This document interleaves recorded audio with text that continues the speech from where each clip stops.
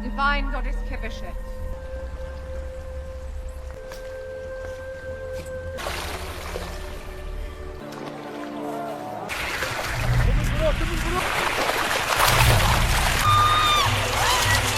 Back away! Back away! No! Don't drink! Unclean!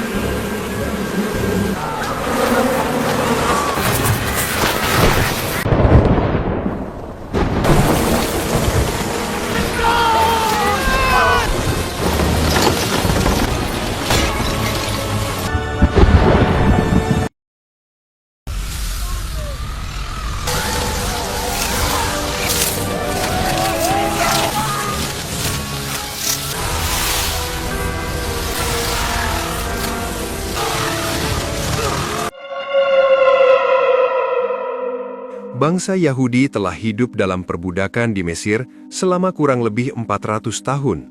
Mereka dipaksa bekerja untuk membangun patung-patung, kota-kota besar, serta berbagai simbol kejayaan kerajaan Mesir. Meski berada dalam tekanan selama berabad-abad, bangsa Yahudi tidak melupakan asal-usul mereka, tanah kelahiran mereka, dan keyakinan kepada Tuhan yang mereka sembah.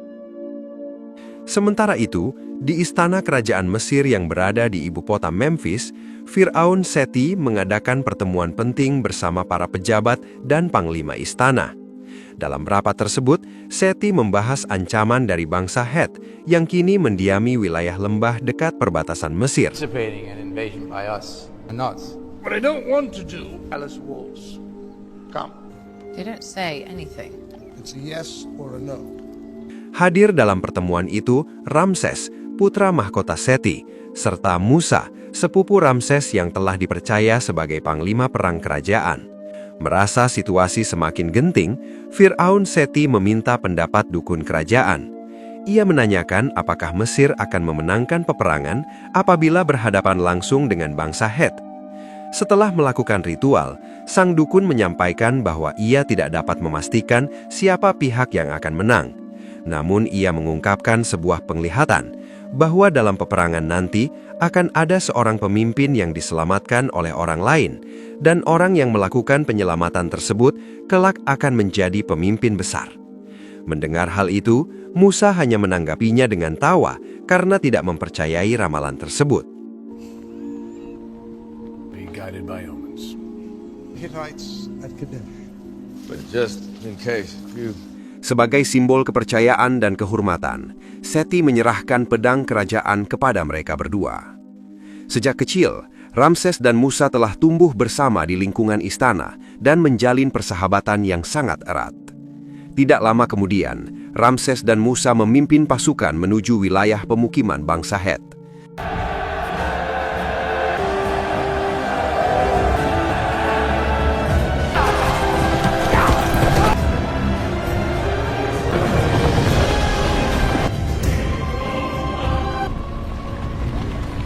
Setibanya di sana, tanpa banyak pertimbangan, pasukan Mesir langsung melancarkan serangan.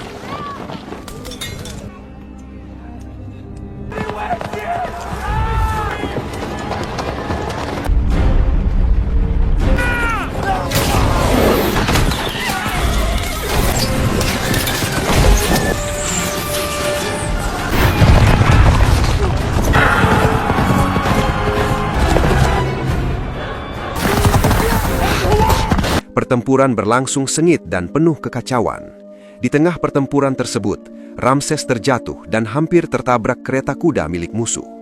Dari kejauhan, Musa melihat kejadian itu dan segera bertindak hingga berhasil menyelamatkan nyawa Ramses. Namun, tindakan Musa justru memicu kemarahan Ramses. Meski demikian, pasukan Mesir akhirnya berhasil mengalahkan bangsa Het dan kembali ke Mesir dengan membawa kemenangan.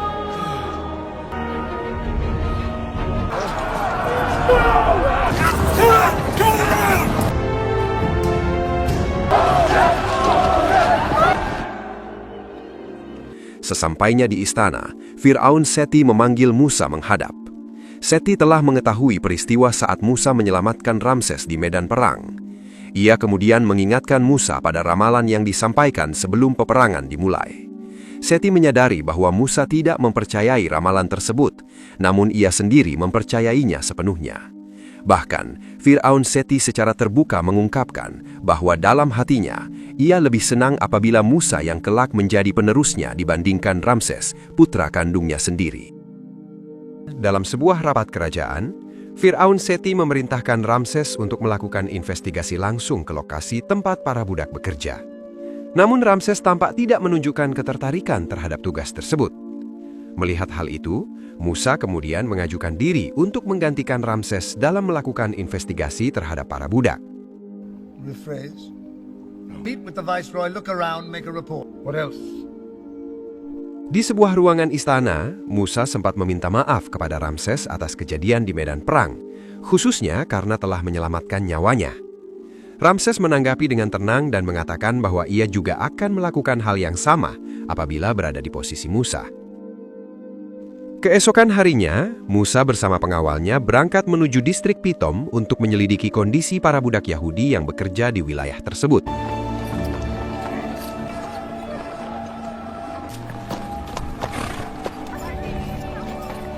Welcome to Python. The Viceroy seems to be enjoying a good... Setibanya di sana, Musa menemui Gubernur Pitom di rumah dinasnya yang tampak sangat mewah. Dalam pertemuan itu, sang gubernur meminta agar jumlah pasukan penjaga ditambah dengan alasan populasi budak yang terus meningkat dan dikhawatirkan dapat memicu pemberontakan. Maintain order. Provoke the very thing you say you wish to find out if that worry is real. Looking him in the eye. Gubernur itu bahkan menyatakan bahwa apabila permintaannya tidak dikabulkan, ia terpaksa akan mengurangi jumlah budak dengan cara kekerasan. Mendengar hal tersebut, Musa merasa geram dan menilai gagasan itu sebagai tindakan yang tidak masuk akal. Ia kemudian menyampaikan niatnya untuk berdialog langsung dengan para budak sebagai langkah yang lebih bijaksana.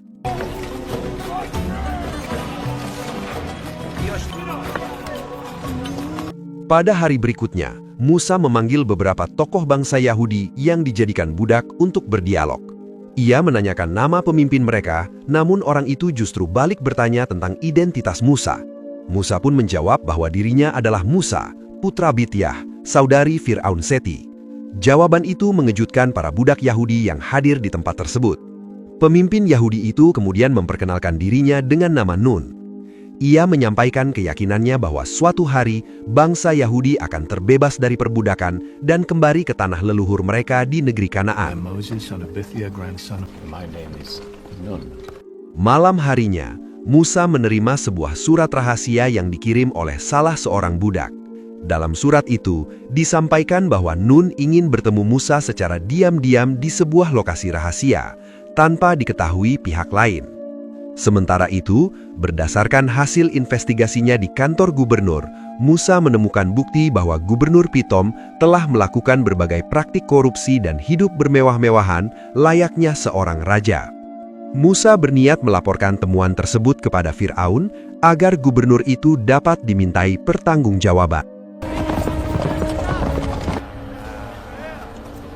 Pada malam yang sama, Musa pun berangkat menuju lokasi rahasia untuk menemui Nun, sesuai dengan pesan yang ia terima. Di dalam ruangan itu, Nun menyampaikan sebuah kenyataan yang mengejutkan Musa. Ia menjelaskan bahwa Musa sebenarnya bukan anak kandung Bityah. Pada masa kelahiran Musa, pernah beredar sebuah ramalan yang menyebutkan bahwa akan lahir seorang anak dari bangsa Yahudi yang kelak membebaskan kaumnya dari perbudakan. Ramalan tersebut memicu kemarahan Fir'aun pada masa itu, hingga ia memerintahkan agar semua bayi laki-laki yang lahir pada tahun tersebut disingkirkan. Orang tua Musa berhasil menyelamatkannya dengan menaruh bayi itu ke dalam sebuah keranjang dan menghanyutkannya di sungai Nil. Bayi tersebut kemudian ditemukan oleh Miriam, putri Bityah, yang membawanya ke istana. Bityah pun mengadopsi Musa dan membesarkannya sebagai anaknya sendiri, tanpa pernah mengungkapkan asal-usul Musa yang sebenarnya. Mendengar cerita itu, Musa menolak mempercayainya. Ia segera meninggalkan tempat tersebut dengan perasaan kacau. Tanpa disadari, pertemuan itu didengar oleh dua orang budak Yahudi. Dengan harapan mendapatkan imbalan, keduanya melaporkan percakapan tersebut kepada Gubernur Pitom. Saat Musa kembali ke Memphis, ia dikejutkan oleh kondisi Firaun Seti yang terbaring lemah dan berada di ambang ajal. Seti sempat menanyakan keadaan Musa yang tampak gelisah dan penuh pikiran sebelum akhirnya menghembuskan nafas terakhirnya. Upacara pemakaman Firaun Seti pun dilaksanakan pada malam itu juga. Eternal life. Pada keesokan harinya, Ramses dinobatkan sebagai Firaun baru untuk menggantikan ayahnya.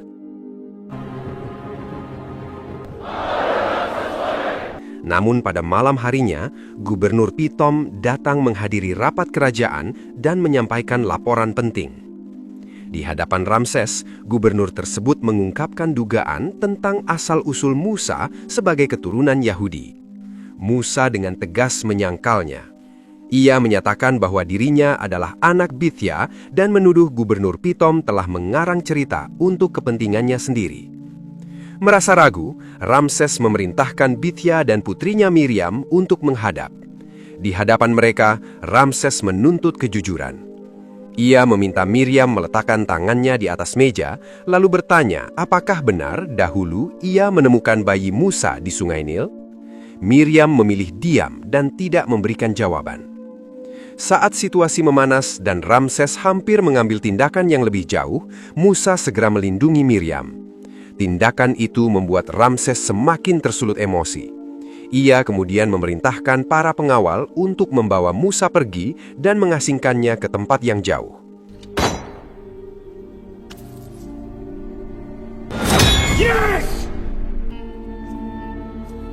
Pada siang hari di perbatasan Mesir, Musa menyampaikan salam perpisahan terakhir kepada Bithya dan Miriam.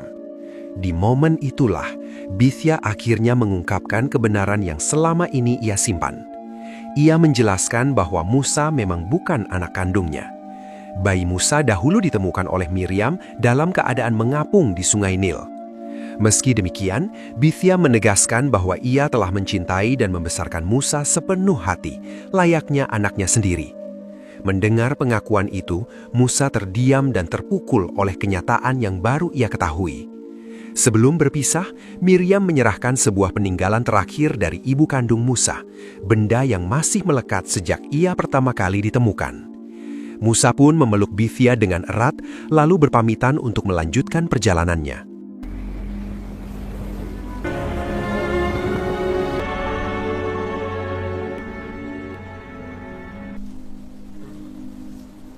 Dalam perjalanan pengasingan, saat beristirahat di bawah terik matahari, Musa menyadari bahwa seseorang telah menyelipkan pedang miliknya ke dalam perbekalan. Musa mengambil pedang itu dan kembali melanjutkan perjalanan, menembus badai pasir yang melelahkan. Karena kelelahan dan kondisi yang ekstrim, kuda yang ditungganginya akhirnya tumbang dan mati di tengah perjalanan. Keesokan harinya, saat Musa baru saja terbangun, dua orang utusan Mesir muncul dan berniat menghabisi nyawanya. Musa terpaksa membela diri. Dalam peristiwa tersebut, kedua penyerang berhasil dilumpuhkan. Musa kemudian mengambil kuda milik mereka dan meneruskan perjalanannya. Sepanjang jalan, Musa mencatat dan menggambar rute yang telah ia lalui agar tidak tersesat.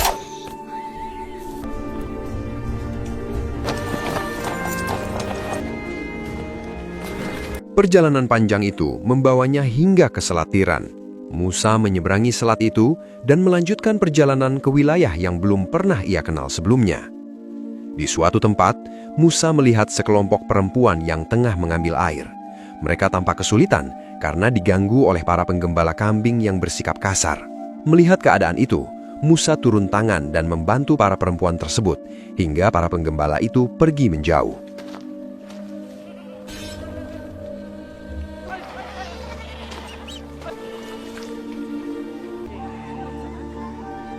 Sebagai ungkapan terima kasih, salah seorang perempuan bernama Zipporah mempersilahkan Musa untuk beristirahat di kediaman keluarganya. Kehadiran Musa disambut dengan baik oleh keluarga Zipporah. Seiring berjalannya waktu, Musa menetap di desa itu. Hari demi hari berlalu, dan hubungan Musa dengan Zipporah semakin dekat hingga tumbuh rasa saling menyukai. Akhirnya, Musa memutuskan untuk menikahi Zipporah dan memilih menetap di desa tersebut. When?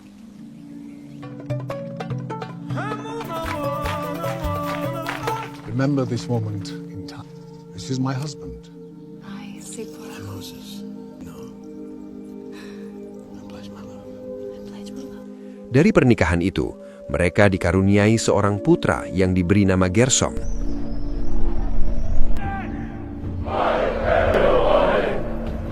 Discuss my tomb per se. Get it done! Suatu hari, saat sedang bermain, Gersom bertanya kepada Musa apakah ia pernah mendaki gunung yang dianggap keramat di wilayah itu. Musa menjawab bahwa ia belum pernah melakukannya. Gersom mengungkapkan keinginannya untuk mendaki gunung tersebut suatu hari nanti, namun ibunya segera melarang. Menurut Zipporah, gunung itu adalah tempat yang tidak boleh didaki karena dianggap suci dan berada di bawah larangan Tuhan. Boy to grow up living in nothing. I know. And it's his. Setelah itu, Musa berangkat membawa ternaknya menuju gunung tersebut. Sesampainya di puncak, cuaca tiba-tiba berubah. Hujan turun dengan sangat deras, membuat Musa kebingungan mencari perlindungan. Tidak lama kemudian, terjadi longsoran bebatuan yang menimpa Musa hingga ia terjatuh dan mengalami luka cukup serius. Dalam kondisi setengah sadar di tengah malam, Musa melihat sesuatu yang tidak biasa. Sebuah pohon tampak menyala tanpa terbakar habis, dan di hadapannya muncul sosok seorang anak kecil. Sosok itu mengetahui asal-usul Musa dan memperkenalkan dirinya sebagai The Messenger. Anak itu menyampaikan sebuah pesan dan meminta Musa untuk menjalankan tugas besar, yaitu membebaskan bangsanya dari perbudakan. Musa masih diliputi kebingungan ketika sosok tersebut tiba-tiba menghilang dari pandangannya. People now.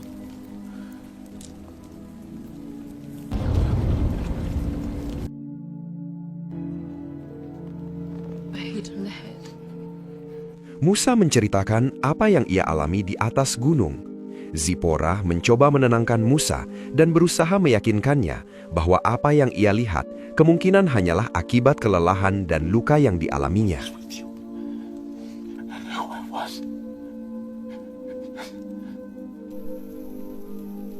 Suatu hari, saat sedang mengambil air, Musa melihat putranya, Gersom, duduk termenung di depan rumah. Seketika, Musa merasa seolah melihat sosok The Messenger pada wajah anaknya. Hal itu membuat Musa terdiam dan semakin yakin bahwa pengalaman di gunung tersebut bukanlah hal biasa.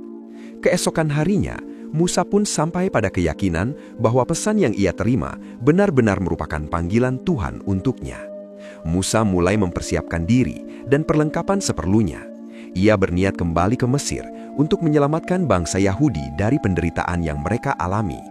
Setelah berpamitan kepada Zipporah dan Gersom, Musa segera memulai perjalanannya. Break mine to keep you.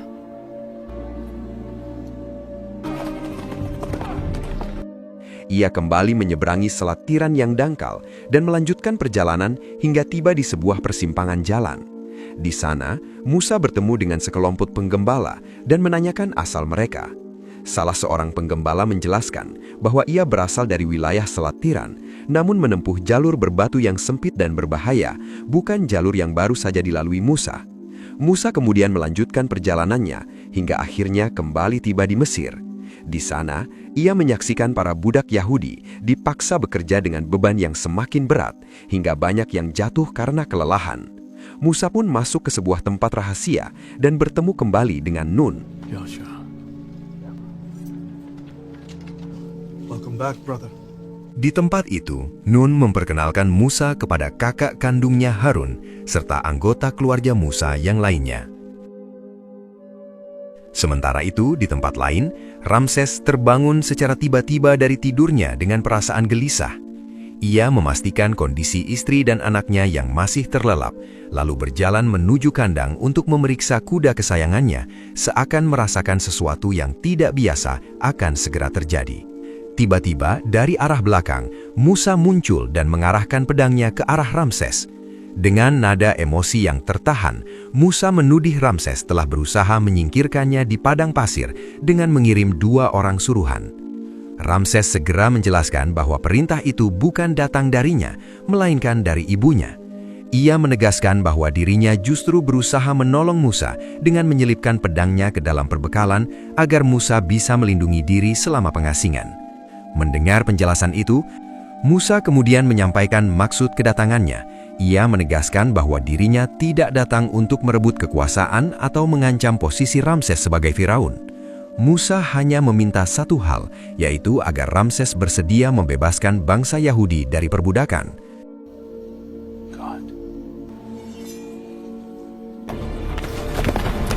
Dalam kondisi emosi, ia memerintahkan pasukannya untuk menangkap dan menghabisi Musa beserta keluarganya. Pasukan Mesir pun melakukan penyisiran ke pemukiman para budak Yahudi untuk mencari keberadaan Musa. Yes. His family, too. Where's Moses? Where's Moses? Di tempat lain, Nun berhasil menyembunyikan Musa dan keluarganya di sebuah tempat perlindungan rahasia. Karena gagal menemukan Musa, Ramses menjatuhkan hukuman berat kepada satu keluarga Yahudi yang tidak bersalah sebagai bentuk tekanan. Ramses kemudian mengumumkan bahwa jika tidak ada yang memberitahu lokasi Musa, maka setiap hari akan ada satu keluarga Yahudi yang menerima hukuman serupa. Peristiwa itu memicu kemarahan dan keputusasaan di kalangan budak Yahudi. Perlahan muncul kesepakatan bahwa mereka tidak bisa lagi tinggal diam. His wife, we don't know. Say yours.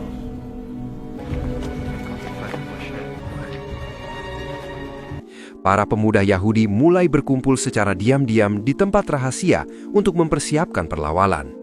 Namun keesokan harinya, satu keluarga lain kembali menerima hukuman, memperkuat tekad mereka untuk bertindak. Sementara itu, di lokasi tersembunyi, Musa mulai melatih para pemuda Yahudi. Pada sore hari, Musa berbicara di hadapan mereka dan menjelaskan bahwa kekuatan mereka tidak akan cukup jika harus menghadapi pasukan Mesir secara terbuka. Musa kemudian menyampaikan strategi lain.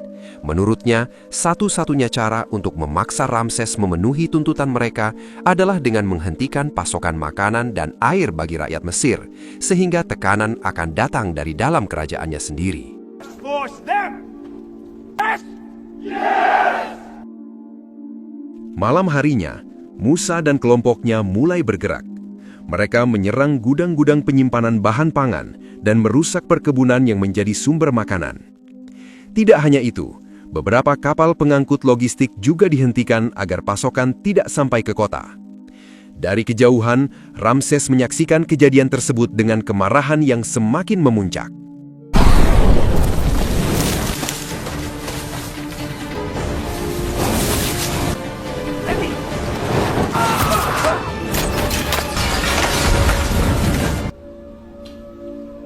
Pada malam yang sama, pasukan Mesir melakukan aksi balasan dengan merusak pemukiman warga Yahudi. Ketegangan pun semakin memuncak di kedua belah pihak. Keesokan paginya, di atas sebuah bukit yang sunyi, Musa kembali didatangi oleh sosok The Messenger. The Messenger menyampaikan kepada Musa bahwa apa yang telah ia lakukan sejauh ini tidak akan cukup. Menurutnya, Ramses tidak akan menyerah dengan mudah. Mulai saat itu, The Messenger menyatakan bahwa dirinya akan mengambil alih keadaan dan menunjukkan kuasa yang lebih besar. Tidak lama berselang, terjadi peristiwa aneh di Sungai Nil. Dari dalam sungai muncul banyak hewan liar yang membuat para nelayan panik dan terpaksa meninggalkan sungai.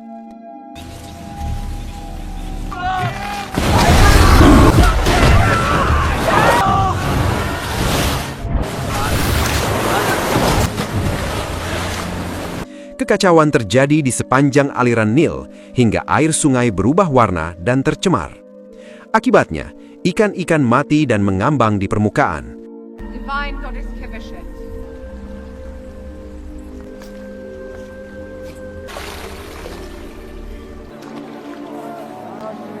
Air yang tercemar tersebut kemudian meluap ke sawah dan ladang warga Mesir, sehingga ancaman gagal panen pun tidak terhindarkan. Pada malam harinya, Hewan-hewan amfibi keluar dari sungai dan menyebar ke pemukiman warga, bahkan hingga ke dalam istana Ramses.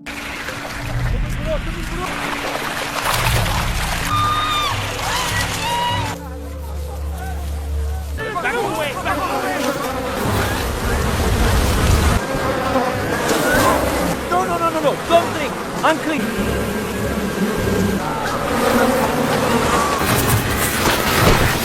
There's much more of it than usual. And get out of the water. Why? They die! Serangga-serangga itu mengerubungi bahan makanan dan menyebarkan penyakit kulit yang menyerang banyak warga. Seluruh penduduk Mesir merasakan dampaknya, termasuk Ramses dan keluarganya yang juga mengalami gangguan kesehatan. Di tengah kekacauan itu, salah satu pengawal Ramses menunjukkan sebuah pesan yang ditemukan di punggung kuda. Pesan tersebut menyatakan bahwa semua musibah ini adalah peringatan dari Tuhan, dan satu-satunya jalan untuk menghentikannya adalah dengan membebaskan bangsa Yahudi dari perbudakan demi keselamatan bersama. Namun, Ramses tidak menunjukkan tanda-tanda untuk mengalah. Ia justru memerintahkan agar beban kerja para budak ditambah. Musa kembali berusaha menemui The Messenger untuk meminta petunjuk, namun sosok itu tidak lagi menampakkan diri. Keesokan harinya, musibah kembali terjadi. Hewan kesayangan Ramses mati secara tiba-tiba akibat penyakit yang tidak diketahui penyebabnya. Penyakit yang sama kemudian menyebar dan menyebabkan banyak hewan di seluruh wilayah Mesir mati mendadak.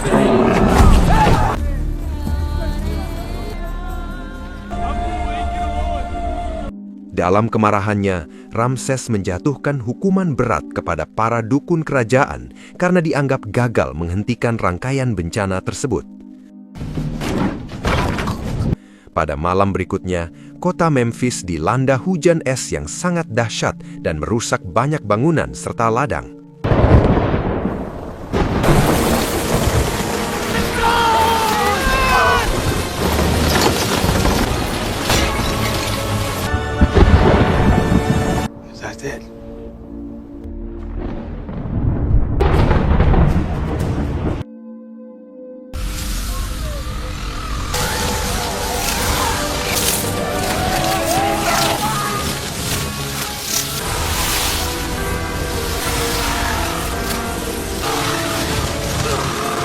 Belalang-belalang itu menghabiskan hampir seluruh tanaman pangan dan buah-buahan milik rakyat. Salah seorang menteri kemudian melaporkan bahwa jutaan hektar lahan pertanian mengalami gagal panen. Ia mengusulkan agar stok pangan istana dibagikan kepada rakyat yang mulai kelaparan. Namun, Ramses kembali menolak usulan tersebut dengan tegas.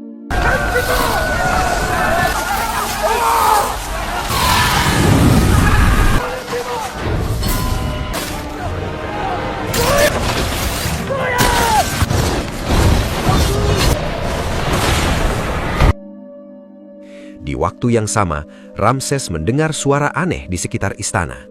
Ia mengira Musa kembali menyusup, namun ketika diperiksa, tidak ada siapapun di sana.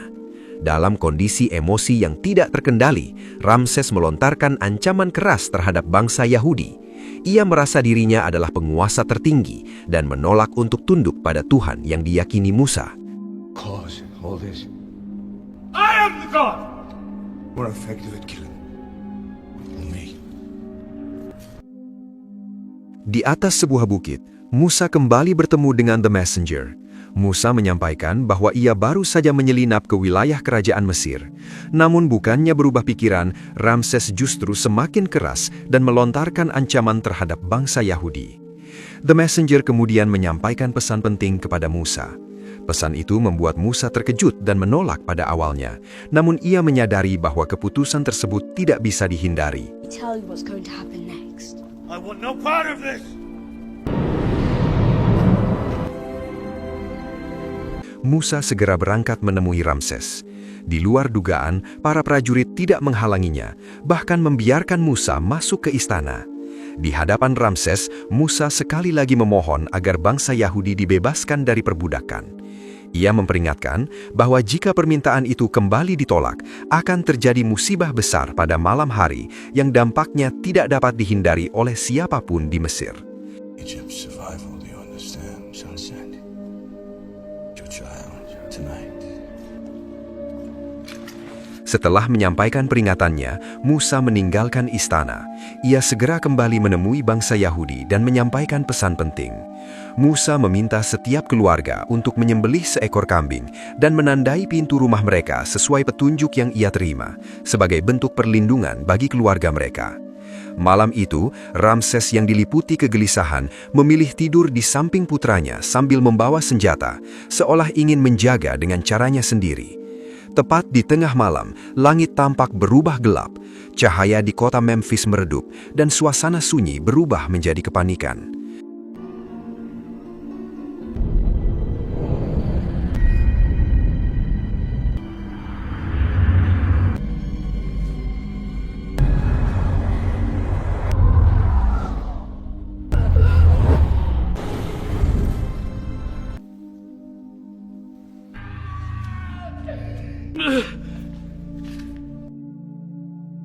Keesokan harinya, Ramses menemui Musa dengan wajah yang penuh kelelahan dan kebingungan. Di hadapan Musa, Ramses mempertanyakan kekuasaan Tuhan yang Musa sembah, mempertanyakan mengapa musibah sebesar itu harus terjadi. Musa menjawab dengan tenang bahwa pada malam yang sama, tidak satu pun anak dari bangsa Yahudi mengalami kejadian serupa. Mendengar hal itu, Ramses terdiam, seolah tidak mampu memahami apa yang telah terjadi.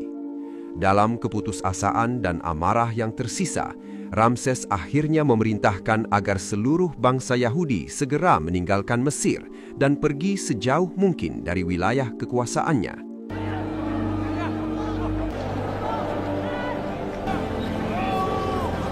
Setelah keputusan itu diucapkan, Musa memperlihatkan rute perjalanan yang akan mereka tempuh.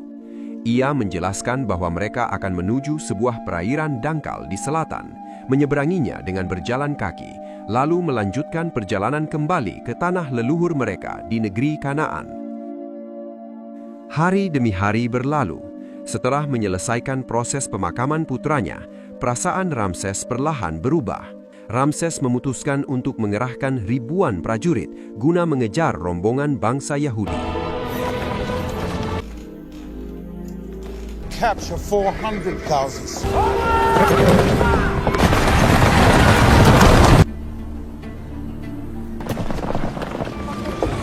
Dari kejauhan, salah seorang pengikut Musa melihat debu besar yang menandakan pergerakan pasukan Mesir.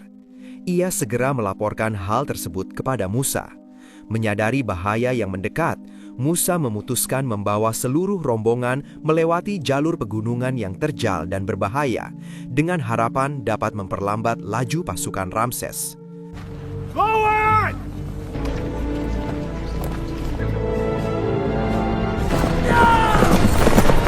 Musa mulai ragu menentukan arah. Ia berusaha mencari petunjuk dengan berdoa, namun tidak menemukan jawaban yang jelas. Mengandalkan nalurinya, Musa akhirnya memilih sebuah jalur sempit di sisi pegunungan dan membawa seluruh rombongan melewatinya. Sementara itu, Ramses mengetahui rute yang diambil Musa dan segera memerintahkan pasukannya untuk terus mengejar.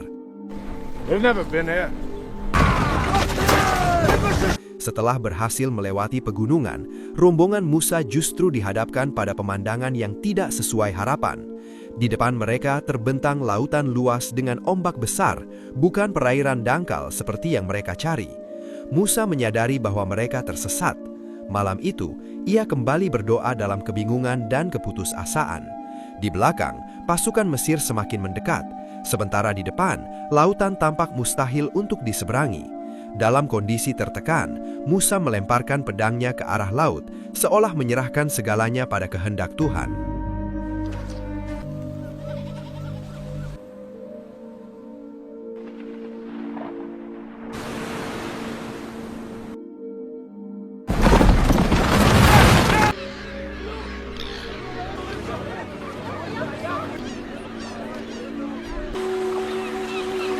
Di antara perubahan itu, terlihat kembali pedang Musa yang sebelumnya terlempar ke laut. Musa melangkah maju dan mengambil pedangnya. Saat itulah Ia menyadari bahwa lautan di hadapan mereka perlahan menjadi dangkal. Tanpa menunda waktu, Musa segera memerintahkan seluruh rombongan untuk mulai menyeberangi lautan tersebut. Pada awalnya, sebagian dari mereka ragu untuk melangkah. Namun, Musa meyakinkan seluruh rombongan dengan keimanannya. Ia berjanji akan memimpin bangsa Yahudi kembali ke tanah asal mereka, negeri Kanaan, tempat di mana mereka akan hidup sebagai bangsa yang merdeka.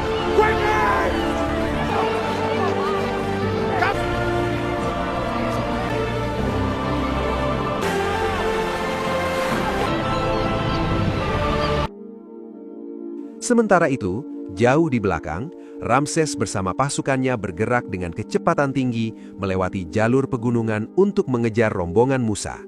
Di sisi lain, Musa tetap memimpin rakyatnya melintasi dasar laut yang kini terbuka.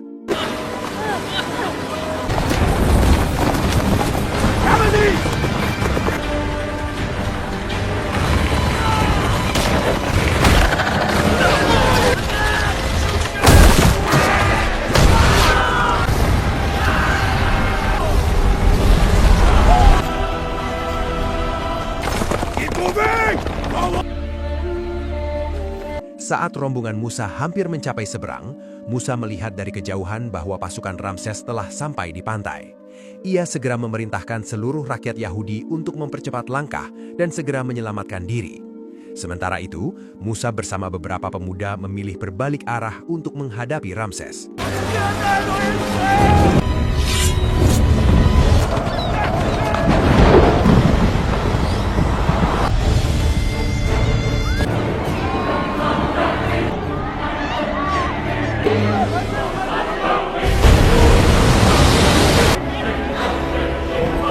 We must leave!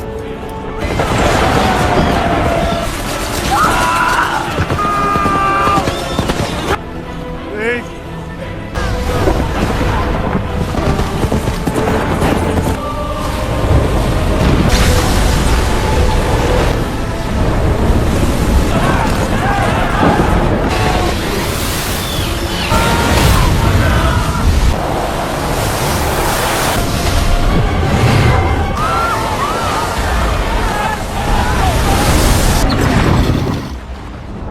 Dalam lautan, tampak ribuan pasukan Mesir yang tenggelam setelah dihantam gelombang besar. Sementara itu, di tepi pantai, Musa ternyata berhasil selamat dan kembali berkumpul bersama rakyatnya. Namun kebebasan itu tidak langsung membuat Musa merasa tenang. Di pinggir pantai, ia terlihat cemas. Musa bertanya kepada salah satu pengikutnya tentang apa yang akan terjadi ketika mereka benar-benar tiba di tanah Kanaan. Ia menyadari bahwa penduduk setempat mungkin akan memandang bangsa Yahudi sebagai pendatang yang tidak diinginkan. Musa juga memahami bahwa saat ini ia masih mampu mengendalikan rakyatnya, tetapi keadaan tersebut tidak akan berlangsung selamanya. Di sisi pantai yang lain, Ramses juga berhasil selamat. Musa kemudian mengajak rakyatnya singgah di sebuah desa, tempat istri dan anaknya tinggal. Istri Musa ingin ikut bergabung dalam perjalanan menuju tanah Kanaan, namun Musa menolak dengan berat hati. Ia menjelaskan bahwa perjalanan ini akan sangat panjang, memakan waktu lama dan penuh dengan risiko yang tidak dapat ia pastikan keamanannya. Malam harinya, Musa kembali mendaki gunung yang selama ini ia anggap suci. Dari ketinggian, The Messenger memperhatikan keadaan bangsa Yahudi yang sedang merayakan kebebasan mereka dengan penuh kegembiraan. The Messenger lalu memerintahkan Musa untuk masuk ke dalam sebuah gua dan menuliskan ajaran-ajaran di atas batu. Ia menjelaskan bahwa usia manusia terbatas. Musa tidak mungkin memimpin dan menjaga bangsa Yahudi selamanya. Karena itulah, semua ajaran, pedoman, dan aturan hidup harus dituliskan agar dapat menjadi pegangan bagi generasi selanjutnya. Waktu pun terus berjalan. Hari berganti hari, tahun berganti tahun. Musa yang kini semakin menua tetap memimpin ratusan ribu bangsa Yahudi dalam perjalanan panjang mereka menuju tanah yang diyakini sebagai tanah perjanjian, tanah yang telah dijanjikan Tuhan kepada mereka. Dan film pun selesai. Semoga dapat diambil pelajarannya dan sampai jumpa di alur cerita seru selanjutnya.